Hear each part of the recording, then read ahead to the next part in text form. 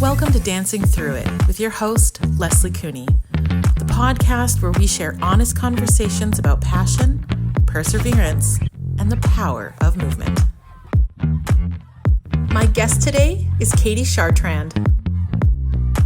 Welcome back to the Dancing Through It podcast. I am your host, Leslie Cooney, and this week we have the lovely Katie Chartrand, who is a dance educator, adjudicator, choreographer, all the things, because as you're learning, if you're watching the series, we are multi-hyphenates. We do not just do one thing. So Katie is from I always say the East Coast, but like Toronto area. And I'm so excited to have you on the show today. Thank you so much for joining me. Yay! Thank you for having me. I'm so happy to be here. I felt really privileged. The one that like a friend had said, "Oh, you should reach out to so and so. I think the two of you will really get along, and you're kind of on the same wavelength." And so I did send you like a cold voicemail or voice message, I should say, on Instagram, which was a big swing. I'm kind of realizing. To be like, hey, this is my personality in a voice note, and I hope you don't think I'm crazy. But your response to that was also like so beautiful. And I was like, all right, we are good to go. Like we are going to vibe just great. I actually love that you did that because it gave me all the energy and it made me feel like super comfortable already. I was like, who is this person? I absolutely love the energy, like here for it. I'm just excited to be here. Yeah, I'm learning, and that was like a valuable tool for me as well. I was like, oh, this is maybe how I should approach some folks, because you will, especially if you don't know me, that way you do get the vibe and you can either be like, absolutely, or like, no, thanks. Yeah, because over email, I feel like it's hard sometimes. I mean, even text, right? It's hard sometimes to like read each other. Even if you have emojis, you'll be like, oh, they put an emoji. But I feel like energy is a huge thing. And sometimes even in this industry, like just fully going for it and giving a voice note is like, ooh, okay, there's the energy I need, right? Rather than just like paper or like reading something on text. Yeah. For sure. So that really kicks us off in terms of like sort of where we want to go with this conversation today. So maybe we'll jump right in and then kind of go back in time and get a little bit of information about you. But just that whole idea of like someone's energy or someone's personality. I know you feel very strongly about that in the dance industry. So I'm always so curious if you can find the moment, or maybe it was over a span of time, as it often is, where you realize that the energy and your own authentic personality is really what I call like the special sauce, or like your like, what makes you unique and special. Was there something pivotal that happened? Was there something there that made it really click for you? Yeah, that's actually a great question. I would say it comes down to like maybe two moments in my life that really stand out, because there's always a little sprinkle from time to time where I'm like, okay, yeah, this is why I'm doing what I'm doing, and this is what gets me through the door, and it's just like a kind of like a validation. But the first thing that came to mind was in university. I went to Wayne State University in Detroit, Michigan. So I grew up in Windsor, Ontario, straight across the border. It was like, okay, it's easy to go to. Wonderful program. It was modern and ballet, and I'm very commercial. Like I am more hip hop, style, and I love contemporary. And I would say I'm just more of a commercial dancer. So making that choice was already bold enough to go to, because it's not necessarily like I knew I wouldn't fit in, Right. But I wanted the training and I wanted the education. And it was my first year, freshman year. I remember this teacher. Her name is Karen Prawl. She is the best. She's the African teacher, and she also was teaching us modern. The best person ever. Such great energy. Just awesome. And we had midterm reviews, and I remember her sitting me down and saying, like talking about my progress in modern, and then saying, like, I see too many people come into this program and lose who they are. And she's like, you have something really special. Like the style that you have is different, and I don't want to see you lose it. So she's like, just hold on to that. for the program. Like, don't forget about it. And it was just something that clicked and like sat in my head for literally ever. I mean, I'm 34. That was so long ago. It feels like forever ago, but I'm just I'm sitting here 34. thinking I'm like, like, I wish I'll go back in time for a hot minute to 34. Thanks.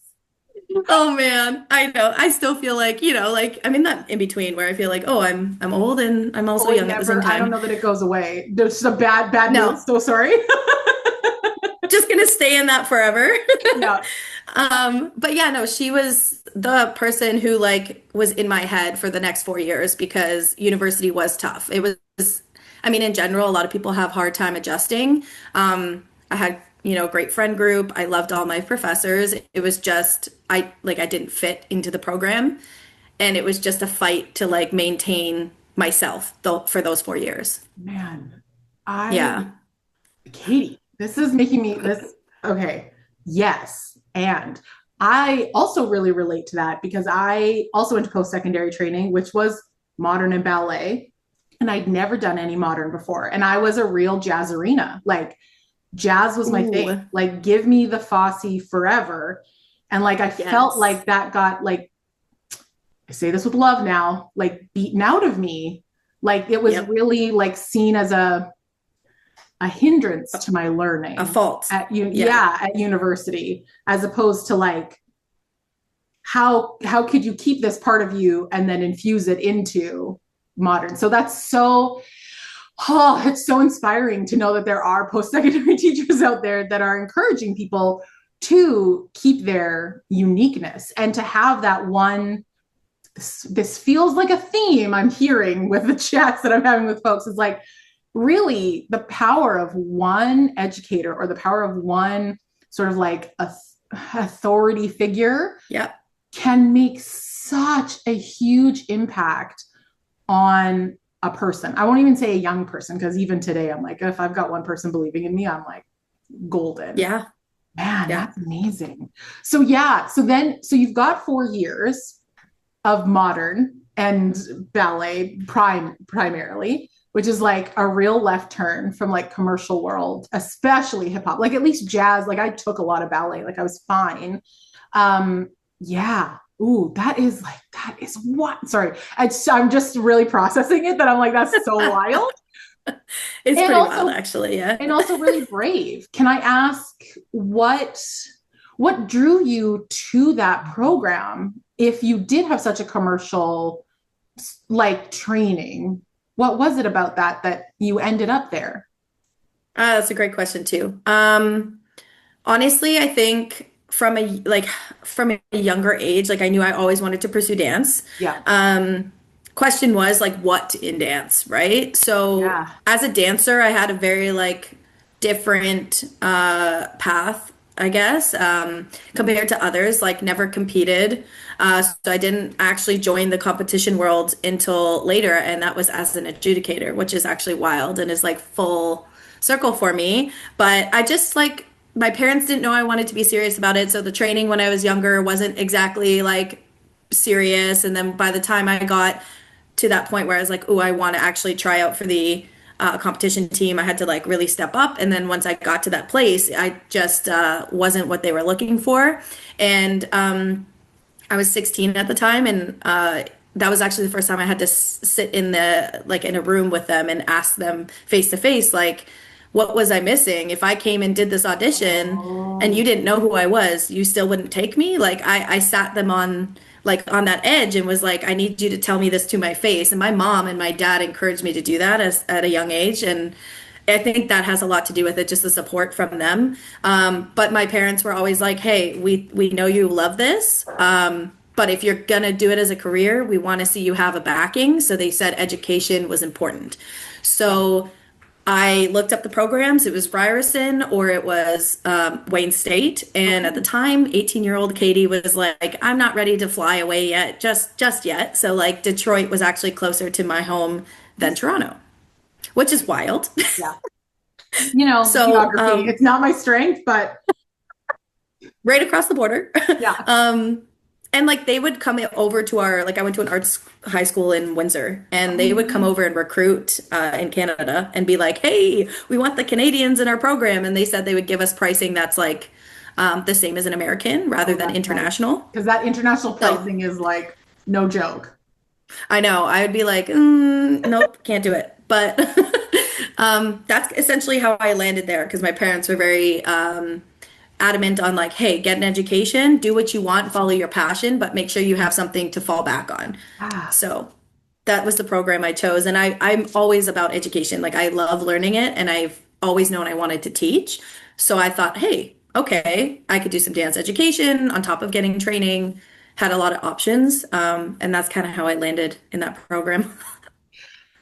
so it's also interesting to hear that you knew that you always wanted to teach. And I wonder if, I don't want to put words in your mouth, but I wonder if that is because if you weren't so focused on the competitive aspect, like a lot of dancers who train, the dancers that we adjudicate now in these programs are like training so many hours, and really jazz contemporary ballet is like the sort of the foundation. I wonder, did that maybe play into the decision or the desire to want to be a teacher? Like, what was that thought process, or can you even narrow it down as to how you wanted to teach dance? I think like a lot of people say this, right?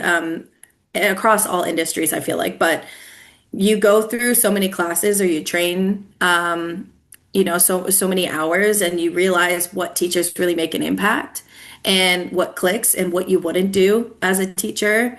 And I know so many people, we have those conversations all the time. I would never do this. My teacher did this. I would never do that. And I want to be like, better than that moment. Or I want to, make sure that I nurture these kids in a different way.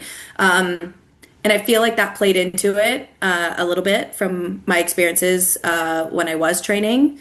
I mean, again, I was a recreational kid, right? So I still teach recreational and it has a place in my heart because it's like you're going to see kids come in who aren't necessarily not serious. I was serious. I Yeah, just, my parents didn't know that I wanted to compete. And I was just like figuring it out, but I was a yeah, kid who worked hard, right? So it was like that moment where it's like, I want to be the person who sees a kid and sees a student and says, hey, you have so much to offer. Do you think you'd want this opportunity? Or like to push them when I wasn't necessarily pushed. yeah.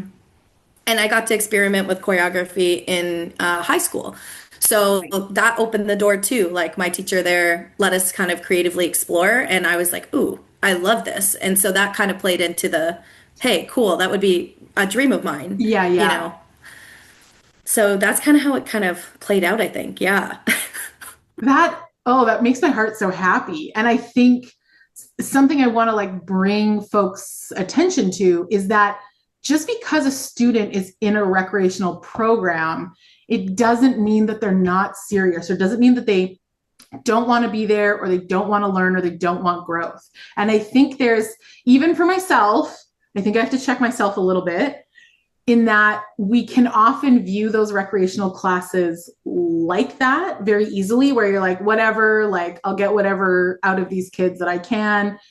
Sometimes, you're maybe not giving your best to those classes because you want to like save Mhm. it, or you can't feel like, or you don't feel like you can be as creative in those classes because the students don't have the skills. But then I'm always like, but it's your job as a teacher. If you want to put those skills in the dance, then you got to teach the kids that. A little spicy. But I like, but love the it's true, spice. right? Like, and if you are a teacher who does enjoy that competitive side, like where do those comp kids don't just like crop out of the ground? Like they Right. come from somewhere. And if they don't have that passion and joy instilled in them in those recreational spaces, why would they ever? There is no, it doesn't make them want to grow or maybe even join a competitive program. Yeah. Exactly. Yeah. And it's like it's I guess one of the things that stands out in my brain and so many chats with my mom when I was growing up, but as a dancer, I would classify like my journey as like being on the bubble always. So it's like, you're so close, but you're just not there yet. And it's like just that little tiny bit of extra growth that I needed, or I'd always be the person that makes people question and like talk about me for an hour and fight over me and then be like, we're not going to accept you this year. Like that's been my journey. Like I've always been so close, Yeah. and that really like messed with me for a while until I realized, like I'm doing everything I can. This is my journey, and I'm just not meant to take that path. Right. Like, clearly, there's a reason I'm not meant to compete. There's maybe it's to, open my eyes in a different way and to be the kind of educator that I am today. Yeah. But I want to be like there for kids who maybe feel like the same way, right? They're on that bubble, they're progressing, or they don't know how to break through that ceiling, and or aren't really seen in other people's eyes as like, hey, that kid actually has so much and can go, but Yeah. nobody's pushing her or them to anything, right? So it's like that's the kind of the fuel that stays in my head. Yeah. Of course it does. I was going to ask Yeah. you to define or like get into what being on the bubble is, but then you did. And if you're willing to sort of dig into that a little bit more, maybe for our audience, because I think I relate to that. Like, and I think a lot of people will, where they maybe don't feel good enough, or like, oh, if only I had this, or like, what aren't you seeing in me, whatever. Yeah. And you mentioned that can really impact someone and have like make it difficult for them to, I mean, I imagine, to stay with it. I know we all sort of have those moments of, oh my gosh, what am I even doing here? Like, Yeah. what's the purpose? So can you maybe outline for us a little bit more about what that journey of being on the bubble, and because I think it's so relatable. Like, I think everyone feels like they're on the bubble. Or if I Yep. just took one more tech class, or whatever the case may be. Yeah. So, for me, it was like, okay, so as I said, I'm 34. So, like, when I was training in dance, it was a lot about like the tilt or the leg, right? And that was like, because there's always trends when Yeah. we're training. Yeah. So back in that, at that time, it was about the leg and the flexibility and just having this tilt. And no matter how hard I worked, I used to sit in my splits at home watching TV. I used to sit in my like straddle. I was working my butt off. My hips just simply were like, no, Yeah. Yeah. I won't do it. And it was never like far off. It was just never flat, right? Like I was just a little close to the ground, and I was strong. I had power in my legs. And I could jump really well, and I had I call it active flexibility, so I could really Right. bottom well. But like to do like a photo shoot with a tilt, like she's on her face, like not happening. So I like felt really stunted at that time. Like I was like, I suck because I can't get this leg, and that's all the focus is for people who are training us. Like it's like, oh, they don't have the flexibility, so they're not good. And for me as a teacher, I tell kids all the time, I tell my students all the time, like, hey, you can train in everything because it's amazing to have that variety and to have that foundation. But, you're going to have niches. You're going to find things that you're really good at and you can be excellent at. So maybe you're a turner, maybe you're a jumper. But I was like, either way, you're bringing something to the team that someone might not have, right? Like you're gonna still train and fight to have everything. But just because I didn't have a tilt doesn't make me any less of a dancer. I was just a different dancer. And at the time, they were trying to clone everybody. Yeah. So that's like the term. It's like you want everyone to look the same. And so for me, it just like at a younger age, when you're constantly being like, okay, I'm not this person, this person's rolling into their middle splits, and I'm sitting there shaking, Yeah. Like, please, arms don't give out on me.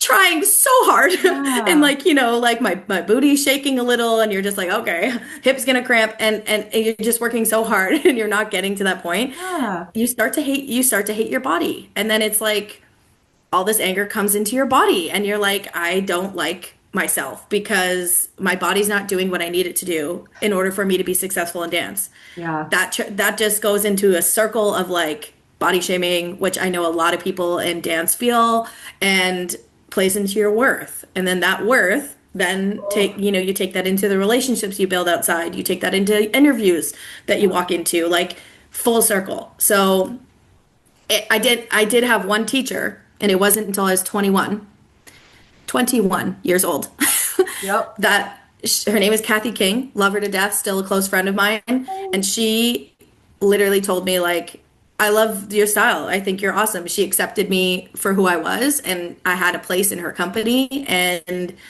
it was the first time I felt like I could actually let go in class and just be who I am without trying to be someone else. She told me, you could rock a 45-degree leg. If that is you, rock it, but do it the best way that you can Yeah. and show me something different, right? So it wasn't until that moment where I was like, okay, got it. Yeah. Well, and circling back to the idea of having dancers who are clones, there is something so aesthetically pleasing about having, like, I mean, we see on TikTok and Instagram, the videos of the university dance teams. And even I'll say like the Rockettes, which I like adore and would give my like left leg to be a Rockette sometimes. But and then I'm like, I wouldn't be because I wouldn't have a left leg. I also don't think I'm probably quite tall enough. I probably need like 1 or 2 more inches. But that sort of stuff used to really appeal to me when I was a bit of a younger teacher, because I loved the idea of like having a group that was like so well trained and like they all turned at the same time. And even now as an adjudicator, I'm like, oh, when I see a whole group do like a clean double all together, like spot at the front, like chef's kiss. And then also, Yes. I'm like, this is the most boring thing I've ever watched. Like, it's just so precise. And there's something about it where they're automatons. And I'm like, who are these people? Yeah. Like, even the smiles are the same. And I'm like, oh, this is like, it gets a little Stepford wifey. And 100%. I mean, I can see both sides of the coin because I do like that precision. But there's also the uniqueness that everyone brings to a team, like you said. Everyone, this is a new analogy I've started where like my team is a puzzle. I can't have everybody have a great tilt in second. Then I have the same piece. It doesn't make a full picture. And so I love that. Yeah, I talk about puzzle pieces all the time. It's like, I'm sure my students are sick of it.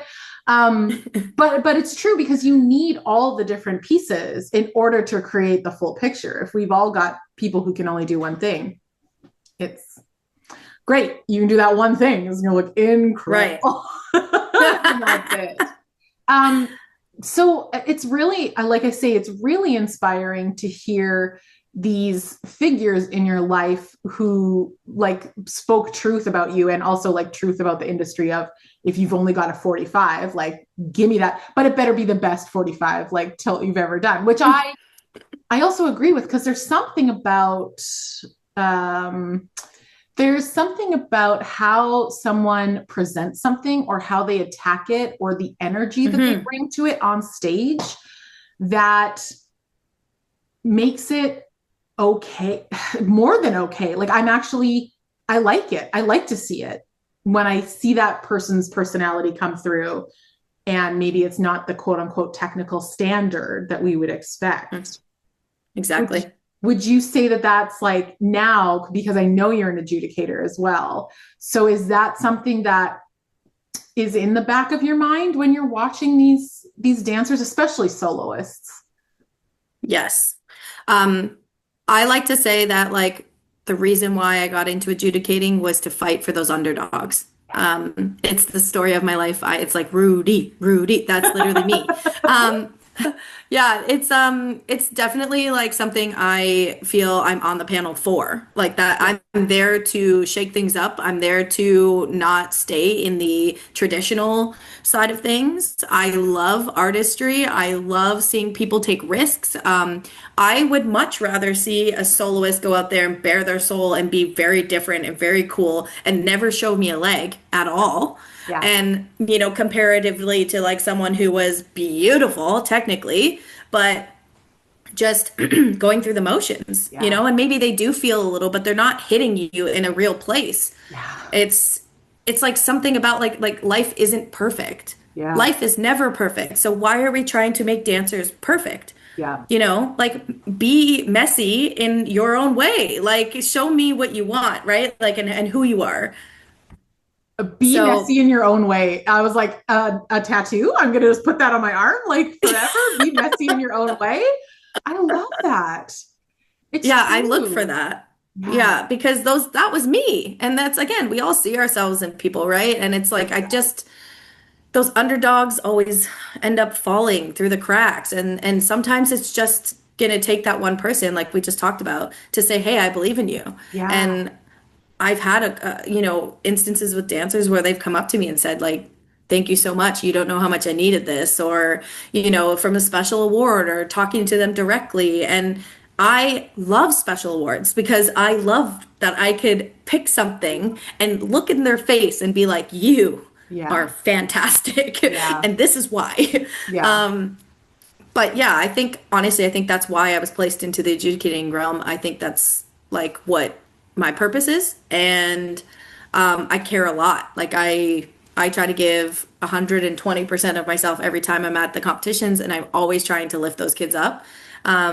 And also commend the ones who train their butts off and have Yeah. everything and look amazing. For So sure. but yeah, I would say that's like something I definitely look for. That's like so encouraging. And also now I'm sad because I'm like, oh no, we might never work on a panel together because I feel like we bring the same stuff. I'm like, oh, that's like as you're talking, I was like, yeah, that me too. Me too. Like I do that too. And like Yeah. I love a special, I love being able to like find uniqueness to be like, the whole idea of I see you. And I think if you can use that as your platform as an adjudicator, I think it makes the job way more fun and easier. Like I'm the Yeah. same way. I'm like so psyched to be at comp. Like I'm like, I'll do the last set of awards. I'll do the 10 p.m. awards. Like I will still be like up here like at 10. It feels refreshing to hear someone talk that way about students at competition. And also, I think there is a shift. I'm not sure if it's just the circles that I run in or the people that I gravitate to, or that there is a collective shift in terms of how we're viewing dance, both as educators and adjudicators, and how maybe the culture is shifting. Do you feel, I mean, it's tricky when those are your values and like what Hmm. you bring out into the world. That's the lens you work with.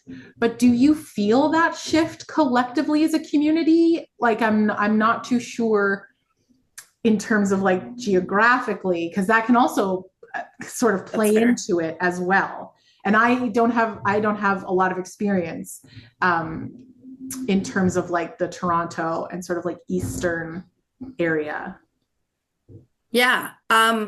I think that there is a shift happening. Yeah. Um, I think it's a battle Okay.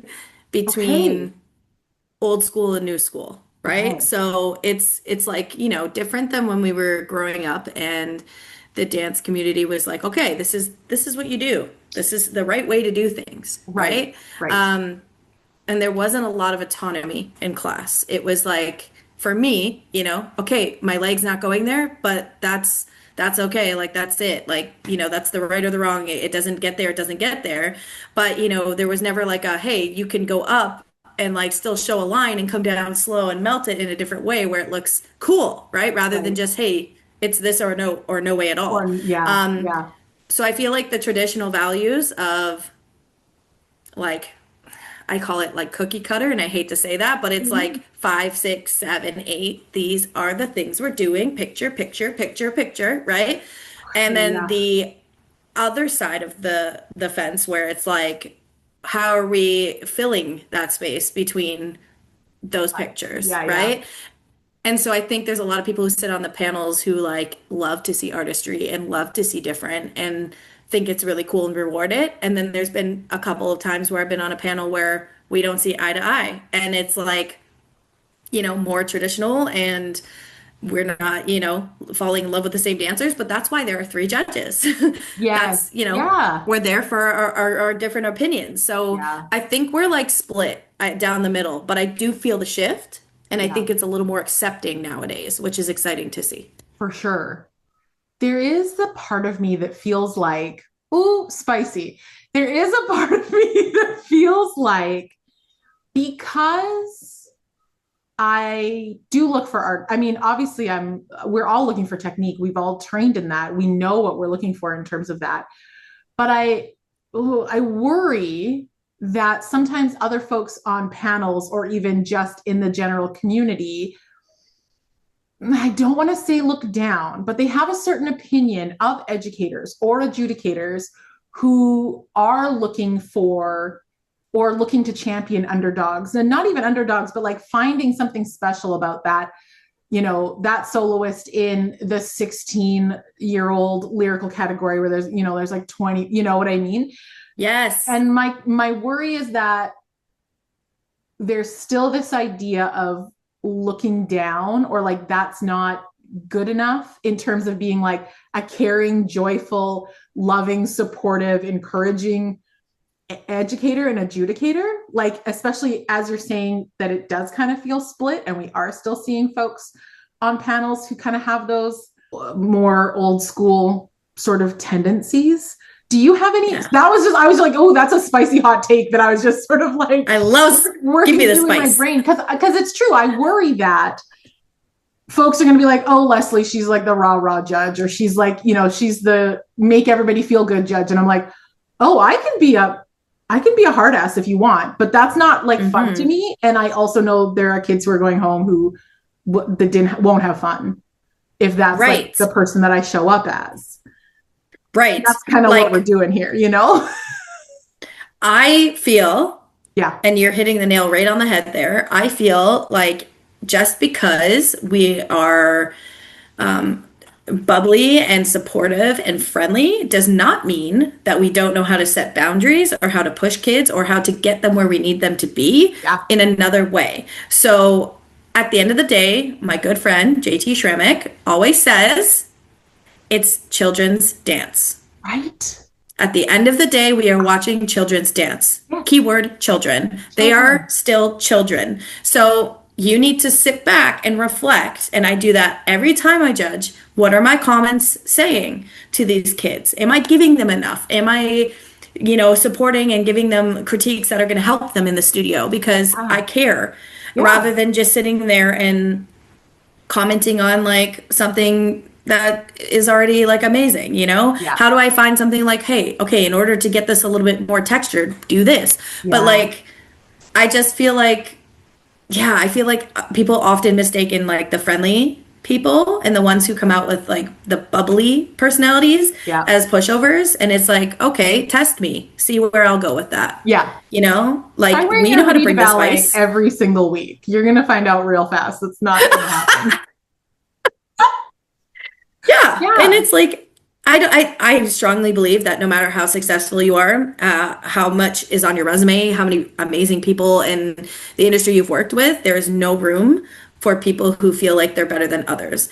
You can still be a good human and you can still show up and be supportive and also say the critiques that you think will help these kids. It doesn't need to be so, let's put them down like they're children. So, and that always feels like such an ego driven thing. It's all about which like I get, like, duh, like we all want to feel fancy and important and I worked with whatever. I don't know. It's such, I can't believe we stumbled onto this conversation, which is kind of interesting in terms of like these ideas of like writing your resume or your bio to make yourself sound hireable. But then I'm also like, hey, I'm Leslie. I grew up dancing in Saskatchewan. Like I'm a real human being, human being who is just watching you for 3 minutes. And I'm truly just a stranger to you. And take it or leave it. I'm just like your dance teacher. I'd probably get along with them. I'd go out for coffee with them, And it's this idea of like, I'm an adjudicator. I'm a choreographer. And I, list all the things on your resume, and the difference between coming at it from that mind frame as opposed to focusing on the dancers and like how my experience can assist them, not how can my experience impress them.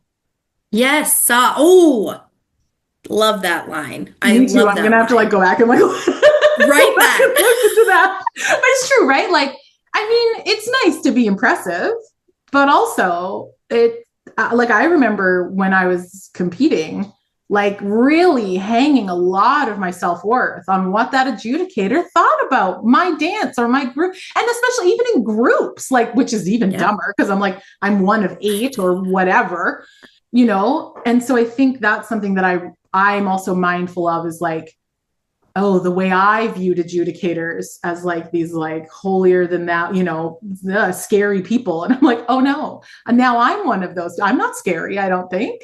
No. Other people will disagree, but We have sides. Yeah, of course. I contain multitudes, but just really, I think by being friendly and approachable, the students are way more willing to hear that feedback and then apply it. And like, that's the whole reason I'm doing what I'm doing. And also that the students are going to competition in the first place. Yep.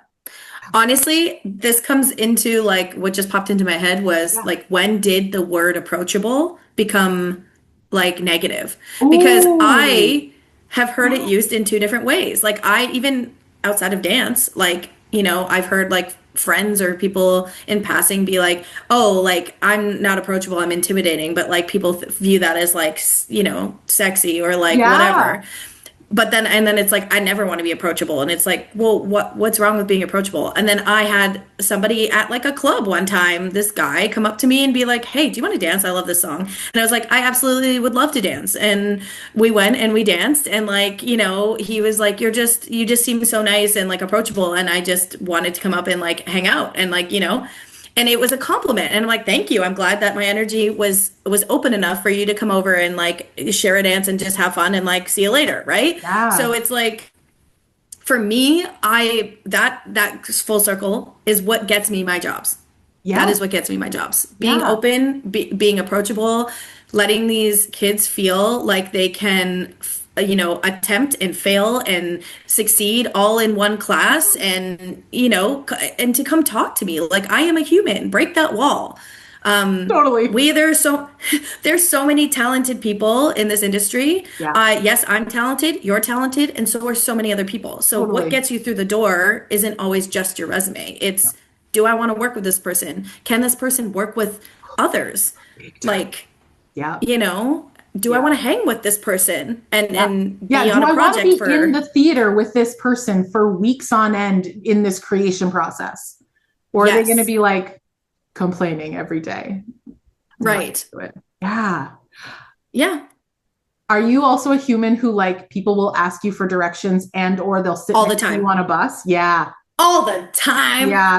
That is the other side of the approachable coin where I'll be somewhere and people will ask me questions. And now I'm like, I don't work here, but I really appreciate the vibe that you're getting from me, that clearly I know what's going on. That is the other side of the coin.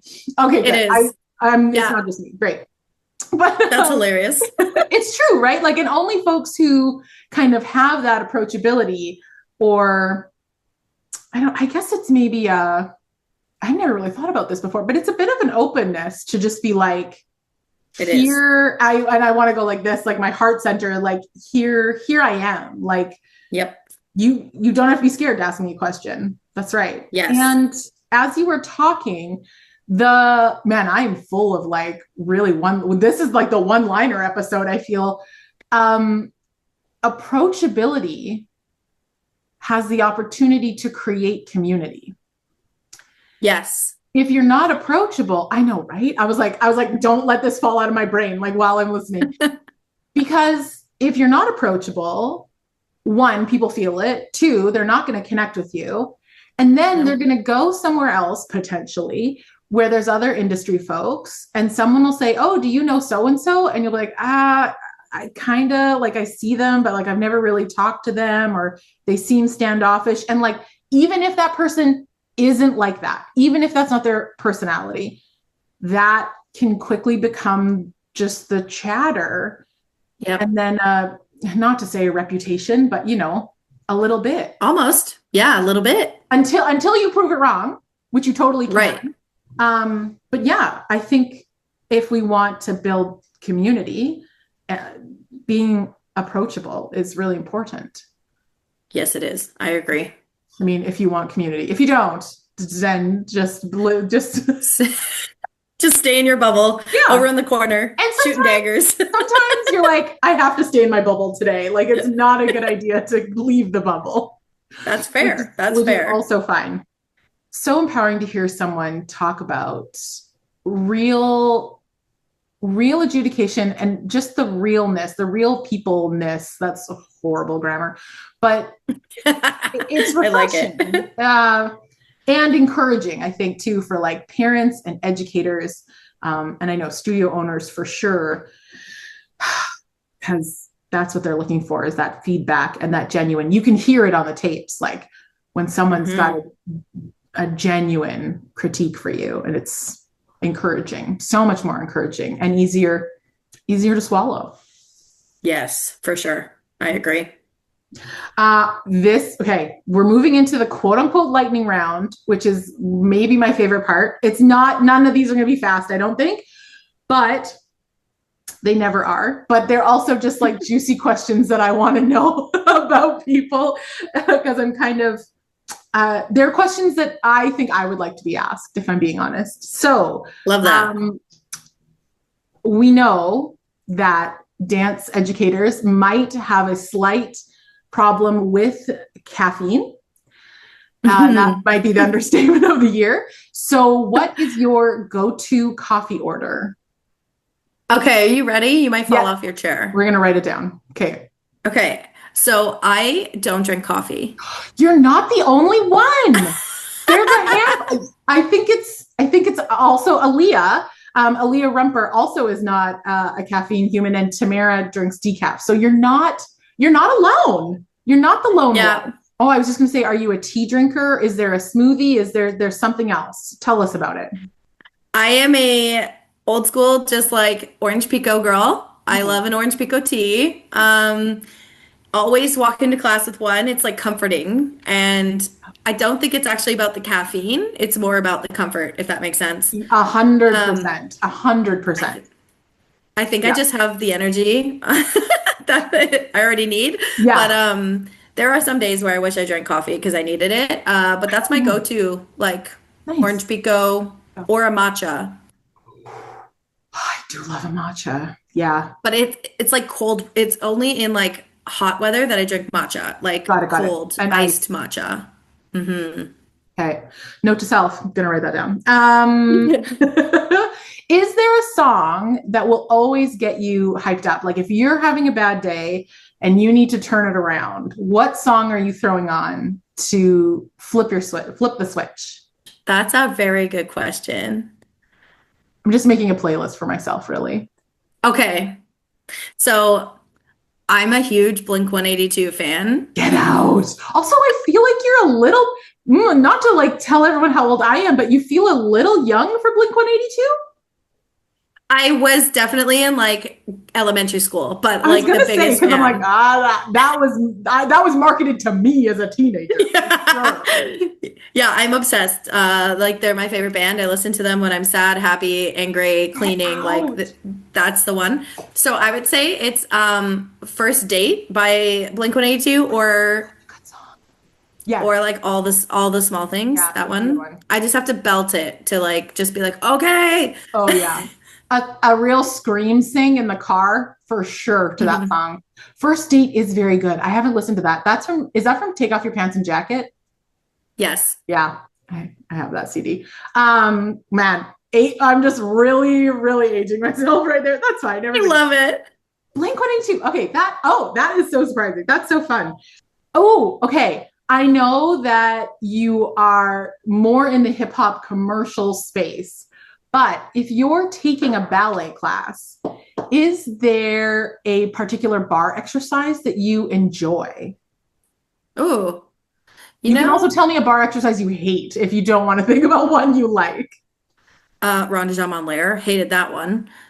Yeah, I have yet to have anyone have that be their favorite bar exercise. Yeah, that would kill me. Honestly, I loved plies because it's just the warm up for Yeah, getting you into class, yeah, but it was the one exercise that I could like feel myself activate yes, and like everywhere, and then have like that heat just come through my body, and yeah, like the heat going into my cheeks, and like I'm already starting to sweat. If you do it yeah, correctly, like yeah, you're already sweating because of that resistance that you're using. yeah, And it's just like, okay, it was kind of like that warm up to like, hey, oh, my body feels ready now after yeah, doing that to go into whatever else was happening in class. yeah. But I loved a good plie And there's something so exercise. familiar about it too. Like, you're coming into class. It's probably going to be the first or second thing you do, depending on the class. And, Yeah. yeah, that there is a comfort to Yeah, that as comfort. well. Yeah. Okay. I'm Yeah. picking up on a theme here, which I like of comfort. You're like, I need my tea. I'm like, got my warm ups on. I'm going to do my plies. She's in the zone. Oh, we didn't really like get into this too much, but is there like a dream dance job that you have?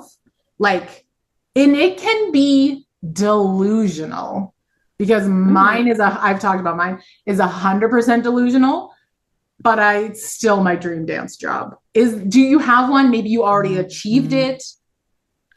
Oh, that's a good question. I think my dream dance job is just to be choreographing full time. Yeah.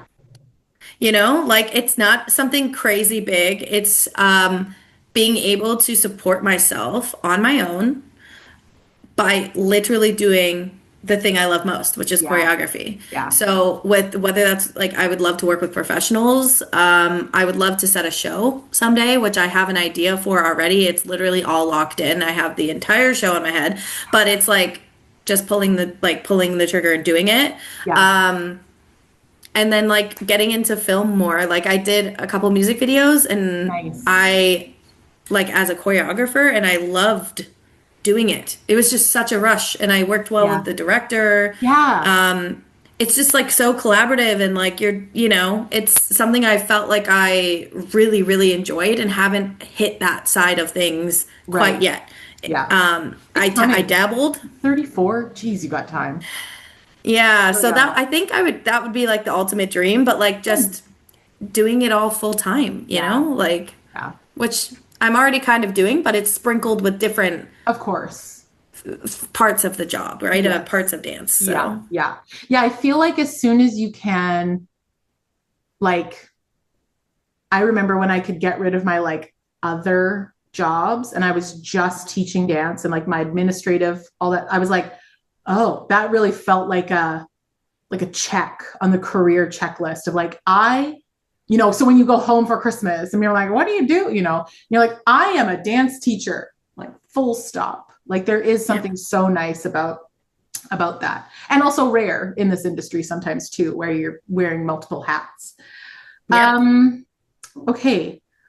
What is I always say the best, but what is an integral lesson that you've learned through dance? Mhm. Oh, well, that comes down to the stay true, stay you. My mom and I have been saying this since I was a kid, and it's the thing that I think shapes you as a human and keeps you going in like all aspects of life. So like we talked about like my past and my journey and like how I just never fit in anywhere. I was just kind of doing my own thing, but I had people along the way who encouraged me in moments that I needed it. But I fought really hard to stay in this industry the way I am without losing myself, and went through some dark battles. Like I remember my mom just being like, it's four walls, with university. I just was getting so down because I wasn't the modern dancer and I would never make it right into like repertoires or whatever because I don't want to be the modern dancer, Yeah. but it was always in my face. So I think the biggest thing I learned was trusting yourself and really understanding who you are and standing in that and never changing for what someone wants me to be, or looking at other people who are standing next to me and saying, oh my gosh, I should be like this, or I should be like this. Just like walking forward and being like, nope, this is who I am. It will get me where I need to be, and like fully trusting myself. And that went into so many aspects, like big life decisions without being in the industry, like not even dance related, relationships, like interviews, everything. It's like, if you don't trust yourself and really understand to the core of like who you are and what you have to offer as a human and a dancer, then like it's going to mess with you, and you're going to constantly be trying to change yourself for the next person and the next person and lose sight of who you are. Yeah. So that would be like the biggest lesson I learned. And I can tell you're so passionate about it as well. And my initial thought is like, that is so beautiful and also so difficult to do in an industry where you want to get the job, you want to be the person. And especially when you face quote unquote rejection with quite a bit of frequency in this industry, to not have that degrade your self-worth to just rubble is so tricky. And I think part of that takes time to realize, like, oh no, the thing that's special about me will get me to where I need to be. It just might take longer or not look the way I anticipated that it would look. 100%. Yeah. It's trusting the process. It's, it's hard. It's definitely hard, but there's always like moments in life that like show you, hey, okay, you're doing the right thing, or people who end up stepping into your life and it guides you. So it does. Like I think the biggest lesson I learned was through university. That was probably the hardest 4 years of my life. I fought like hell for my education and to keep who I am.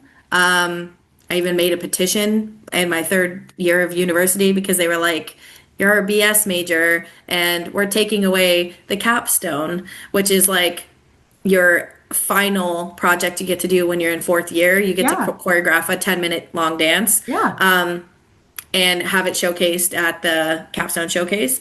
And I was waiting for my fourth year because I had been in a program where I didn't fit in. I never got anything, and I was like, "That's it. I'm waiting for my fourth year so I could crush the choreo."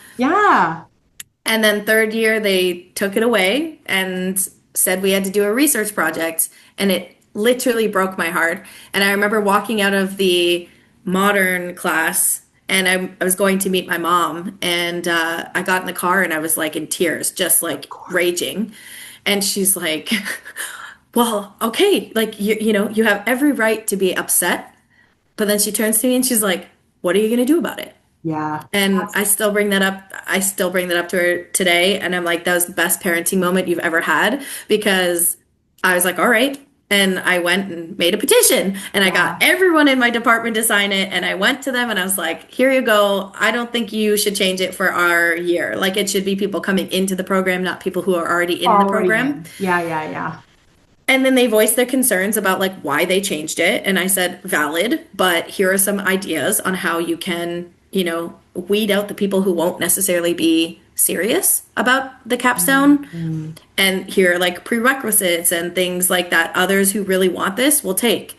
So they ended up taking my my suggestion and ended up like basically allowing my year and the year under to do the capstone with these specific parameters. And I was the only one, the only Bachelor of Science person who was up there doing the capstone.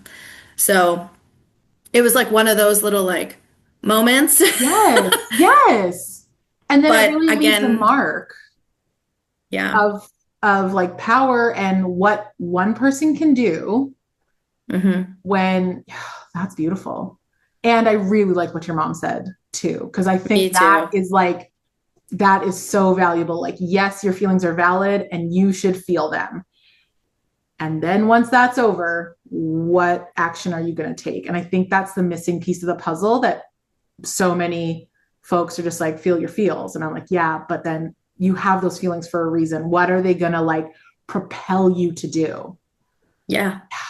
And that's, I think, when I started standing up for myself. I think that was the pivotal point. Like I had slowly started standing up for myself in the program at that time. Yeah. And then that point, it just was like, you know what? I deserve better. I know what I have to offer. I know that I want to choreograph and that Yeah. I'm serious about this. And so it just started the fight. And that's, I think, what has kept me going for this entire career. Yeah. It also feels like a really, sorry, University of Michigan, feels like a really weird choice to take away Mm-hmm. a creative capstone for a research project. Like Mm-hmm. that doesn't really, like by fourth year, you can research. You've been researching for like 4 years already.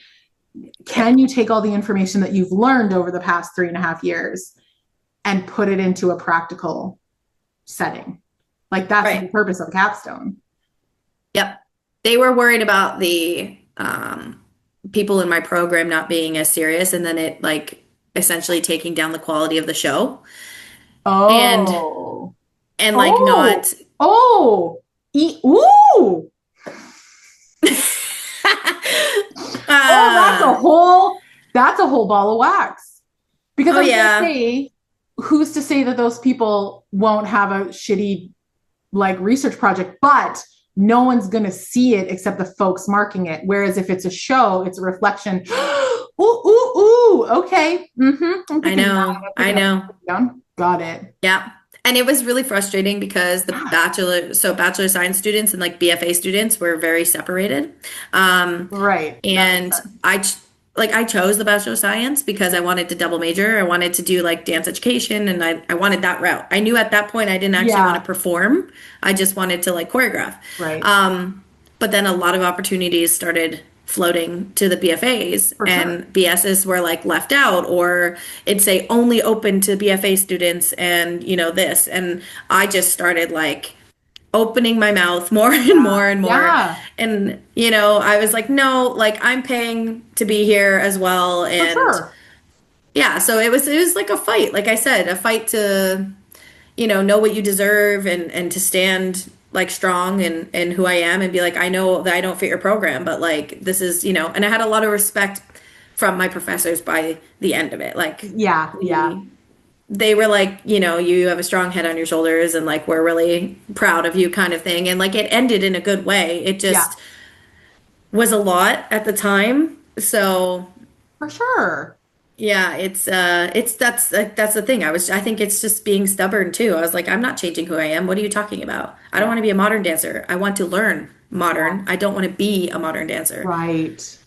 And So, really, what you were demonstrating is kind of the whole vibe of university, like critical thinking, like making an argument for something, backing it up with like, here's what, like truly, that's the whole reason for university. So yeah. yeah, they would have been, if they would have said no, I would have been like, we have questions. Uh, Sometimes we forget, right? And that's true. Like you forget what the purpose is sometimes. You get so in your head. And when, we're all guilty of it when we're going through the motions and we're doing the things day in and day out. And then we're sort of met with a little bit of resistance or a differing opinion. And we can be a bit Hmm. resistant to it. And we go, oh, hold on, wait. That's actually what I'm trying to cultivate. I I gotta like recognize Yes. that and take a step back for sure. Yes. Um, if you could leave, I mean, this has been so lovely. And I mean, I say this to everybody, but I definitely want to have you back because clearly there's so much to discuss. But if you could leave our audience with a word of wisdom, a Katieism, maybe something that you share with your students, or maybe it's a piece of advice you say on tapes adjudicating, is there something that we can, besides everything that we've already listened to, take away from this episode? Um, like I said before, I'm a big believer in just trusting who you are. So it comes down to sitting with yourself, accepting yourself, and really reflecting on what you have to offer, and then just sitting with that and like moving forward with that focus, right? So like on the tapes or adjudicating, I'm always telling the students, I want to see who you are. Like, this is choreography set on you, but like, what do you bring to the table? How do you add the flavor? Where's your spice, right? So I think honestly, it comes down to trusting who you are and what you have to offer, because that will get you so far in life, even like in the industry and outside of it. Yeah. But Absolutely. yeah. Oh, what an incredible thing to end on. I know everyone's going to love this conversation. If folks want to follow you on a social media platform, where can they find you? They can find me on Instagram. It's at Katie Chartrand. Okay. Yeah, and then hit me up. We'll make sure that that is in the YouTube show notes so that people can find you. This has been so lovely. And I mean, I knew it was going to be great. And I really appreciate you not being 100% weirded out by my voice message, because that could have taken this in a very different way. I've just so enjoyed talking to you. And I want to thank you so much for your time, because you are, again, a busy lady in the industry. And I'm just so grateful.